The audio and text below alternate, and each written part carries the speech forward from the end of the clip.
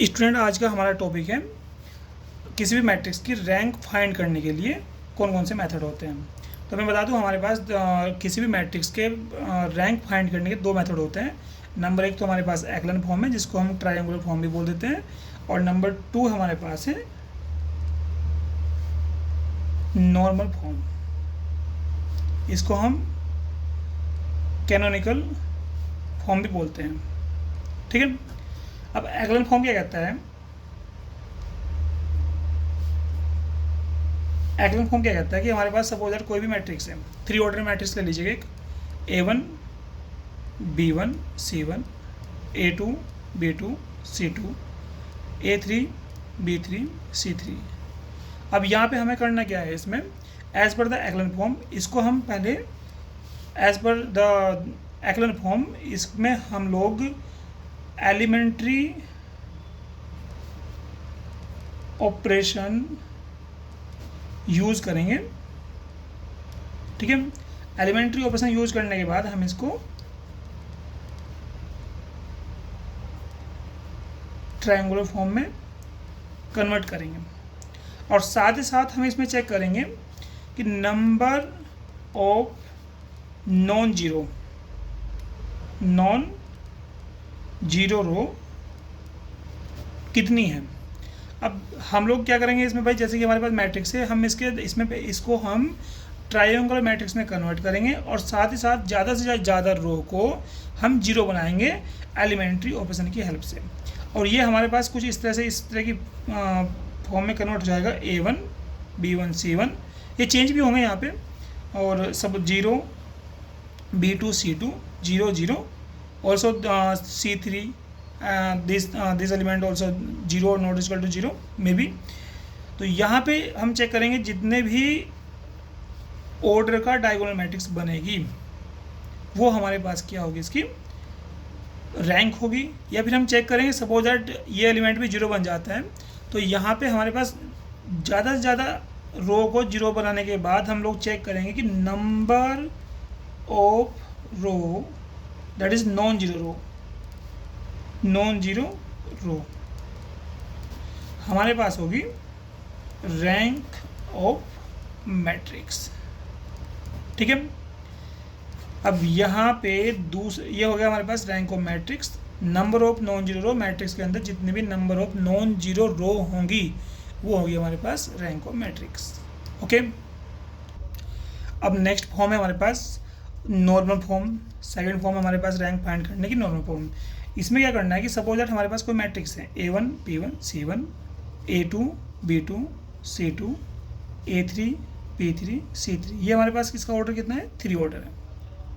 ठीक है। यहाँ पे हमने जो मैट्रिक्स ली है, ये 3 ऑर्डर की मैट्रिक्स ली है, हमें इसमें क्या करना है, इसमें एलिमेंट्री ऑपरेशन की हेल्प से इसको हमें बनाना है आइडेंटिटी मैट्रिक्स बनाना है। इसमें हमें क्या करना है, आइडेंटिटी मैट्रिक्स बनाना है। ध्यान रहे ये जो आइडेंटिटी मैट्रिक्स है ये मिनिमम ऑर्डर की होनी चाहिए। दैट इज, इसमें हम एलिमेंट्री ऑप्शन अप्लाई करेंगे, और कम इस तरह से अप्लाई करेंगे कि ज़्यादा से ज़्यादा एलिमेंट 0 बने और एक आइडेंटिटी मैट्रिक्स बन जाए। सपोज दैट मैंने एलिमेंट्री मेरे पास कुछ भी एक मैट्रिक्स रही होगी, और मैंने इसमें एलिमेंट्री ऑपरेशन अप्लाई किया, और अप्लाई करने के बाद मैं देख रहा हूँ कि एक 2 ऑर्डर की आइडेंटिटी मैट्रिक्स बन गई। तो हम यहाँ पे जो ऑर्डर ऑफ आइडेंटिटी मैट्रिक्स होगा वो कितना होगा हमारे पास? 2। और ये जो ऑर्डर है, यही ऑर्डर आपका कहलाएगा रैंक ऑफ मैट्रिक्स। तो ये नोट कीजिएगा, रैंक ऑफ मैट्रिक्स क्या है? जो यहाँ पे आइडेंटिटी मैट्रिक्स बन रही है उसका जो ऑर्डर है यही हमारे पास रैंक ऑफ मैट्रिक्स है as per the normal form.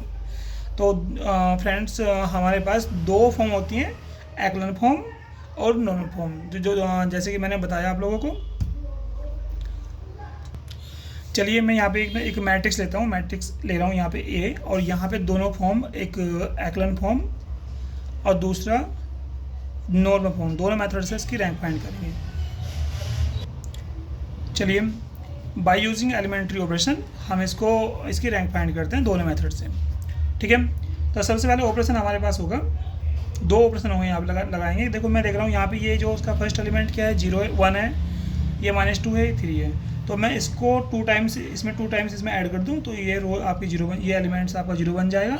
Similarly अगर मैं 3 में 3 टाइम्स इसका माइनस कर दूँ तो ये एलिमेंट भी आपका 0 बन जाएगा। मेरी यही प्रायोरिटी है कि ज़्यादा से ज़्यादा एलिमेंट को 0 बनाना, फर्स्ट प्रायोरिटी तो हमारी यही है। तो भाई R2 tends to R2 + 2R1 and R3 tends to R3 - 3R1। ठीक है, तो हमारे पास क्या मैट्रिक्स बनेगी, 1 2 1, फर्स्ट रो एच टी रहेगी और ये बन जाएगा 0, -3 plus 2 × 2 that is 2, that is this become is 1 and 1 plus 2 that is become 3। और जब ये हम ये वाला ऑपरेशन अप्लाई करेंगे तो दिस बिकम 0। तो 5 - 3R2 that is 5 - 6 -1 and this is 0 - 3 that is -3। Okay, अब मैं देख रहा हूँ यहाँ पे क्या बना हमारे पास, ये बना हमारे पास 1 2 1 0 1 3 0 -1 एंड -3। ठीक है, अब यहाँ पे ऐसा करते हैं, एक ये मैं देख रहा हूँ ये एलिमेंट भी आपका 0 बन सकता है और ये भी आपका 0 बन जाएगा। तो इसमें हमने क्या काम किया, R3 टेंस टू R3 को R2 के साथ ऐड कर दीजिएगा। तो हमारे पास ऐड करने पे हमें क्या मिलता है, 1 2 1 और 0 1 3 और दिस इज 0 0 एंड 0। तो मैं देख रहा हूँ ये जो मैट्रिक्स है, अभी जो मैट्रिक्स है, ये मैट्रिक्स आपकी ये ट्राइंगुलर फॉर्म में कन्वर्ट हो गई। ठीक है, ये देखो। अब अगर बात करें बाय यूजिंग एक्लन फॉर्म, तो एक्लन फॉर्म क्या कहती है कि number of non zero row, 1 row and second row both are non zero row. तो by using echelon form number of non zero row कितने इसमें 2 हैं।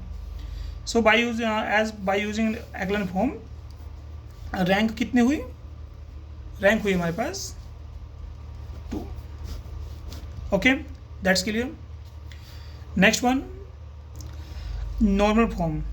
अब नॉर्मल फॉर्म में क्या करना है, हमें इस मैट्रिक्स को हमें आइडेंटिटी मैट्रिक्स में कन्वर्ट करना है। तो मैट्रिक्स क्या है, देखो मैट्रिक्स तो वही चलेगी, ऑपरेशन भी सारे वही चलते रहेंगे, लेकिन हमें से बस करना क्या है, इसको आइडेंटिटी मैट्रिक्स में लेके जाना है। तो हमारे पास क्या है, 1 2 1 0 1 3 0 0 0। ठीक है, अब देखिएगा इसमें हम ऐसा कर लेते हैं, इसमें से इसको माइनस करते हैं, C3 tense to C3 - C1। और भाई ये हमारे पास बनेगा 1 0 0 2 1 0 1 -1 दिस 0 3 - 0 3 एंड भाई दिस इज ऑल्सो 0।